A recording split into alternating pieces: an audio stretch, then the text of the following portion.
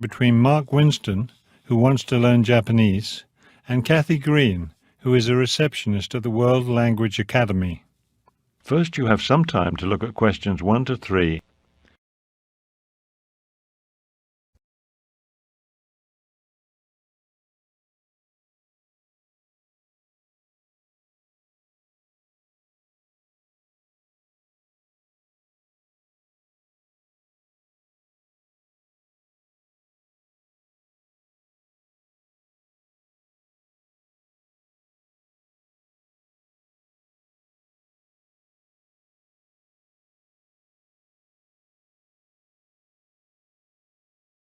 You will see that there is an example which has been done for you. On this occasion only, the conversation relating to this will be played first.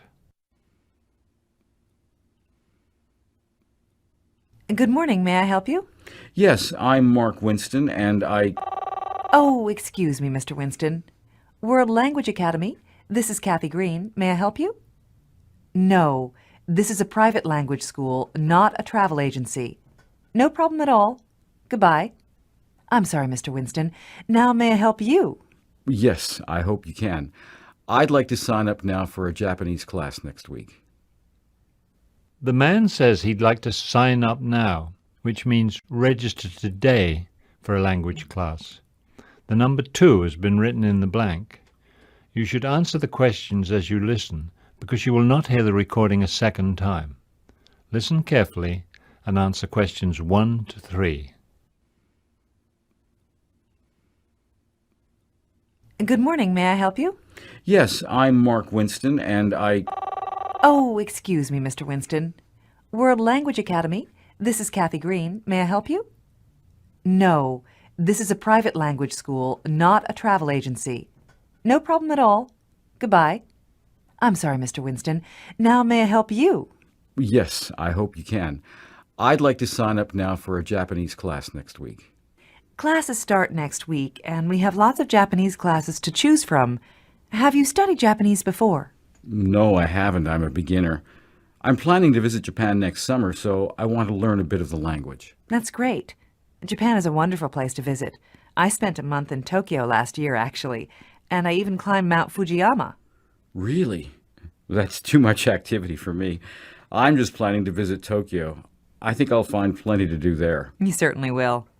All right, then, let me tell you a bit about our classes. They're all taught by native speakers, and they're all specialists in their field.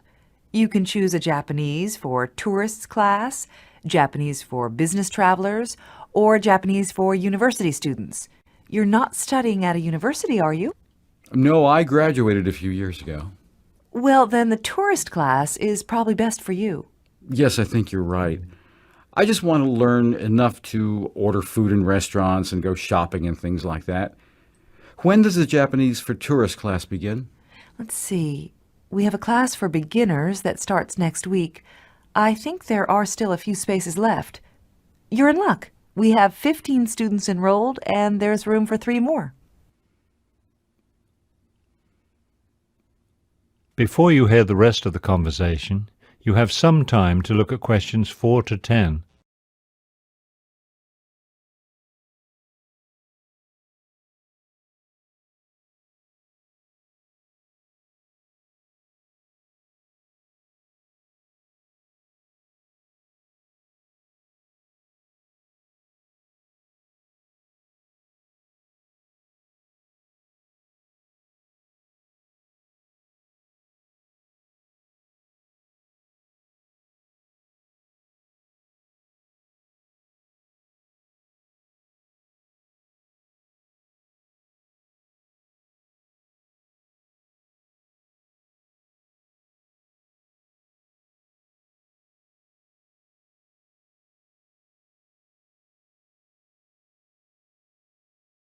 Now listen and answer questions 4 to 10. When does that class meet? Every Monday, Wednesday, and Thursday from 5:30 until 7:30. That's a bit early for me. I work until 6. Don't you have a class that starts later in the evening? No, not for beginners. Let's see. We have an afternoon class on Monday, Wednesday, and Thursday from 1 to 3. Oh, but that's an intermediate class. What about mornings? We have a beginner's class that meets 5 days a week, Monday through Friday from 9 a.m. until 10 a.m. Could you do that? No, I work all day. I only have evenings and weekends free. The advanced class is Tuesday and Thursday from 7:30 to 9:30, but you've never studied Japanese before, have you? No, I don't know anything about it. Well, we have a beginner's class on Saturday from 9 in the morning until 2 in the afternoon. 9 until 2, that's a long class. We also have private tutors. Actually, I usually recommend private tutors because they give you individualized attention. You're the only student in the class, so the tutor teaches you according to your specific needs. It really is the best way to learn a language. It sounds great. I'd learn a lot that way, wouldn't I? You really would. And it's very convenient. You can arrange to meet with your tutor at whatever time suits you. Fantastic. How do I sign up? Well, how many hours a week do you want to study? We usually recommend 3 to 5 hours a week for a minimum of 4 weeks. Okay, I'll start with 3 hours a week. Great. You can send us a check to cover the first week of classes, or you can pay now by credit card. 3 hours of private classes comes out to $300, plus a $25 registration fee. $300? That's $100 a class. And it's certainly worth it. You'll be studying with a native speaker of Japanese, and all our tutors are professionally trained in the latest teaching methods. You'll be getting the best instruction money can buy. But $100 a class, that's over $1,000 for a month of classes. I'm sorry, but I just can't do that. Then take the Saturday class. It's only $300 a month, and it's small. There will be only 4 or 5 students in it. Great, I'll take that class. Can I pay by check? Yes. Just bring your check to the first class. See you next Saturday at 9 o'clock. That is the end of section 1. You now have half a minute to check your answers.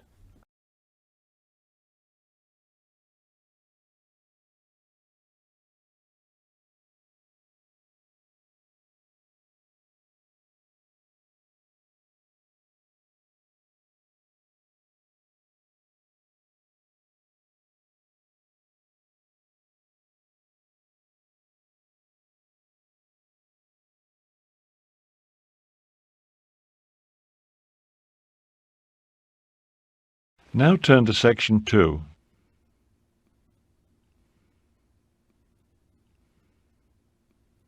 Section 2. You will hear a guided tour of an old mansion. First, you have some time to look at questions 11 to 13.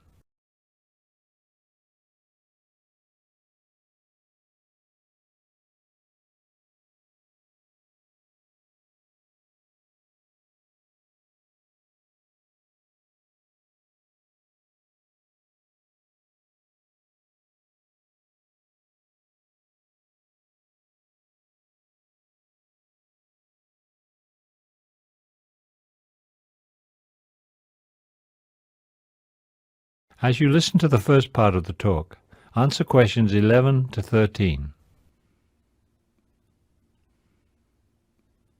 Good afternoon. My name is Barbara Wilson, and I will be your guide for today's tour of Sumner Mansion. As a reminder, before we begin, we ask that you not take photographs inside the building, and please turn off your cell phones during the tour. Also, we request that you refrain from eating as well as drinking inside the mansion. Refreshments will be available at the end of the tour in the cafe next to the garden. Before you hear the rest of the tour, you have some time to look at questions 14 to 20.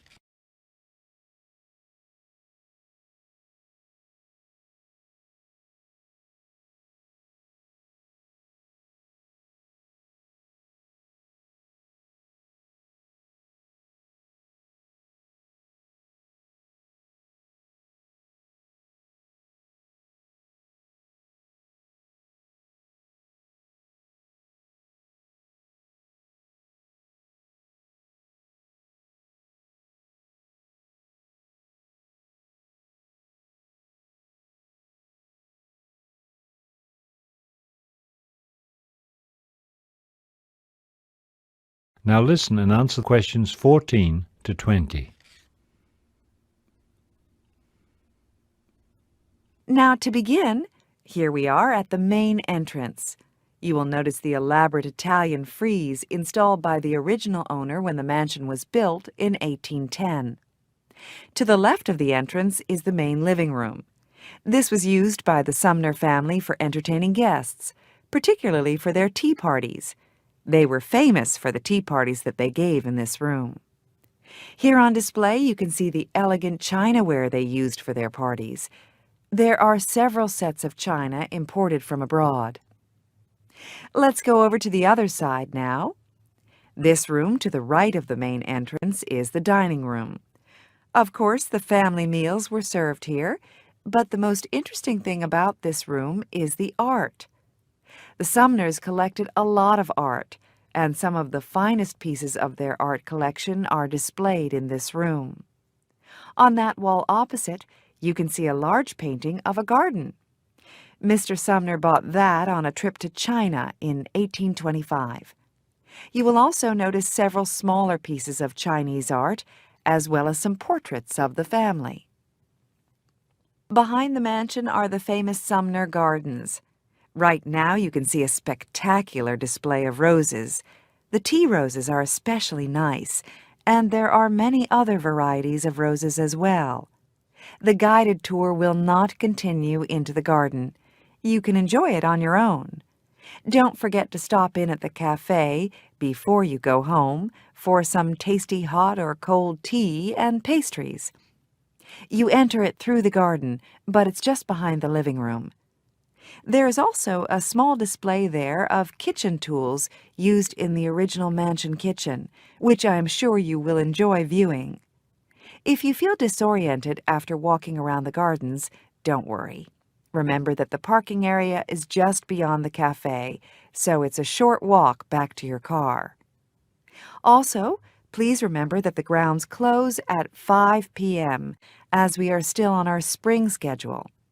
If you come back next week, the summer schedule will have started and will be open a full 10 hours a day from 10 in the morning until 8 in the evening. Thank you for visiting, and come back anytime. We're open 7 days a week. That is the end of section 2. You now have half a minute to check your answers.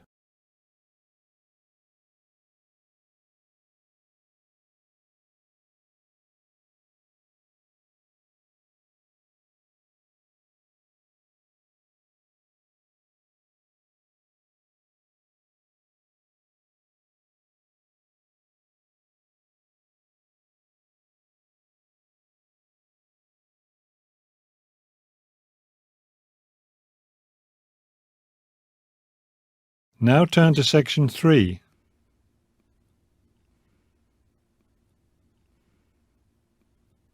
Section 3.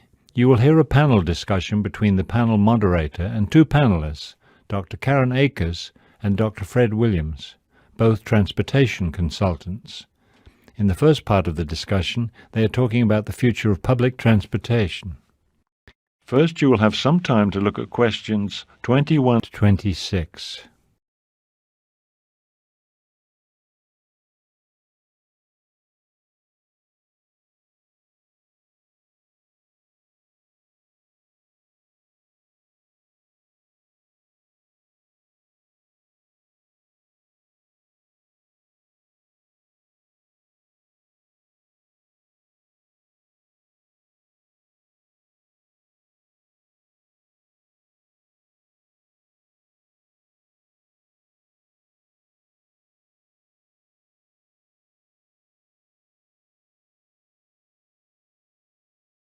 Now listen carefully and answer the questions 21 to 26.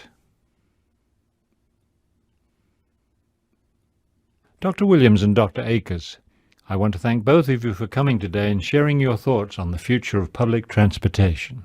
Glad to be here. Thank you. Let me ask you first, Dr. Williams. Traffic congestion is becoming more and more of a problem, and it's spreading. We're used to traffic jams in cities, but now we find traffic problems on many major highways that run between cities. What solutions do you see for the future of transportation? Many transportation experts, myself included, are excited about the potential of high-speed trains. These trains are having a great deal of success in Japan and in several European countries as well. They've actually been around for a while, since 1964, in fact. The first high-speed train was put into operation that year. What would the speed be exactly of a high-speed train? How would you define high-speed train? We usually call a train high-speed if it's capable of traveling at 200 kilometers an hour or faster. That's very fast. It would seem to open up a lot of possibilities for transportation between cities. Yes, that's right. 50 years ago or more, conventional trains were the major form of transportation between cities. Of course, they weren't high-speed trains, but nobody expected that then. Those old trains provided frequent, reliable, and affordable long-distance transportation, and most people used them. Then things changed. Cars and highways were improved, so more and more people started driving cars. Cars are a great form of transportation. Everybody loves them because they're so convenient. But we usually use cars for local trips, shopping, and going to work and things like that. That's true. For long-distance trips, most people nowadays rely on planes. Plane service is more frequent and affordable now than it was in the past. So planes, like cars, have become more convenient for people. Meanwhile, trains have more or less fallen by the wayside as a common means of transportation. But with everybody driving cars and taking planes, we have a lot of congestion. And not just on the roads. Airports have become very crowded too. Exactly. We have congestion everywhere now, so we need to look at new forms of transportation. Before you hear the rest of the conversation, you have some time to look at questions 27 to 30.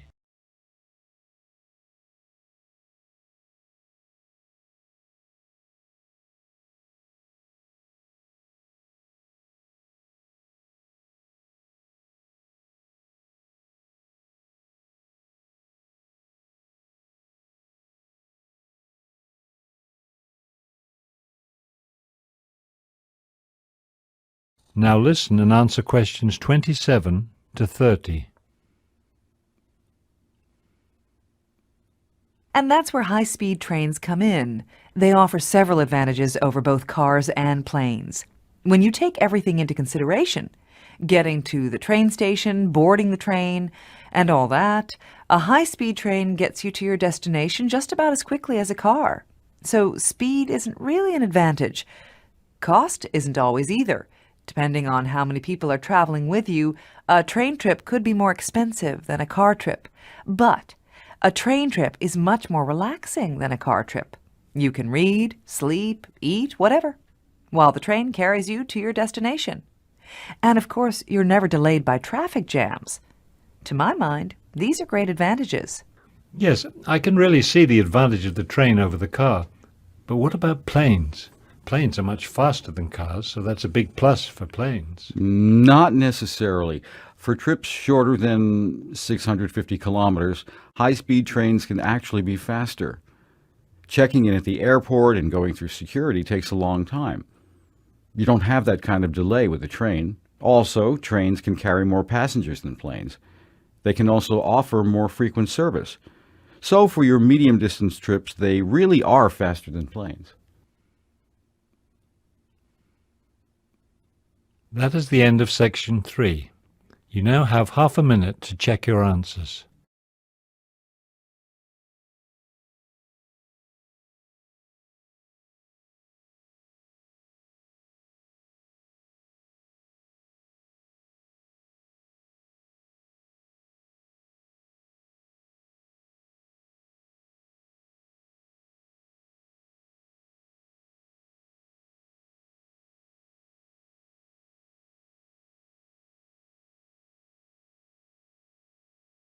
Now turn to section 4.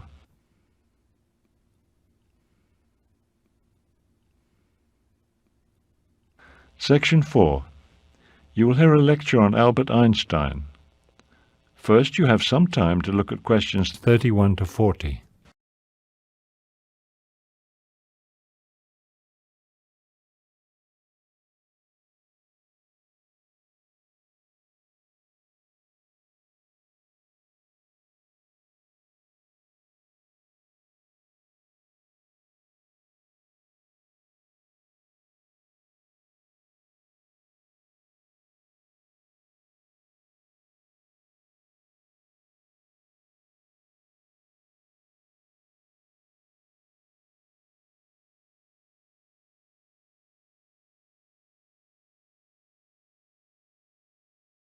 Now listen carefully and complete the timeline in questions 31 to 40. Today, I want to talk about the early life of a man whose name is synonymous with genius, Albert Einstein. He's well known, of course, for his work in physics, especially his theory of relativity. This is a term that everyone has heard, but few laypeople, and I do not mean to include you in this group, but few non-physicists understand. Equally incomprehensible to most people is why Einstein, the genius, did so poorly at school. There are some questions, actually misconceptions, about his early life, particularly about his lack of success in school, that I want to clear up for you. Let's look now at some true facts about the life of this famous man. Albert Einstein was born in Germany in 1879. As a child in school, he had a reputation as a slow learner. Now, there were a couple of theories about why he could not keep pace with his classmates. He may have had some sort of learning disability. We don't know for sure. Another theory about his slow learning is that he may have suffered from a condition related to autism. Whether it was a learning disability or not, Einstein himself believed that his slowness actually helped him develop his theory of relativity. He said that he ended up thinking about time and space at a later age than most children, at a time when his intellect was more developed. He didn't even begin to study mathematics until he was 12. There are popular rumours that he failed his math classes, but this is actually not true. Mathematics was a later passion. His first was the violin. Like many intellectuals, Einstein had a passion for music.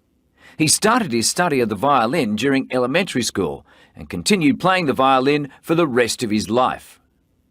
When Einstein was 15, his family moved to Italy. Soon after that, his parents sent him to Switzerland, where in 1896 he finished high school. After graduating from high school, he enrolled in a Swiss technological institute. In 1898, he met and fell in love with a young Serbian woman, Mileva Maric. Maric was a mathematician, and Einstein considered her his intellectual equal. Einstein received a teaching diploma in 1900. The next year, he became a Swiss citizen. Although he had his teaching diploma, he had a hard time finding a teaching job. In fact, he never did find one. A friend's father helped him get a job at the Swiss Patent Office. He began working there in 1902. His job involved reviewing inventors' applications for patents. When he looked over the applications, he often found faults in the applicants' drawings. He would make suggestions so they could improve their designs and better their chances for receiving a patent. The same year Einstein began working at the Patent Office, he and Mileva had their first child, a daughter. Although they didn't actually get married until 1903, their son was born the following year. There's no record of whether the two children inherited their father's learning disability. That is the end of section 4. You now have half a minute to check your answers.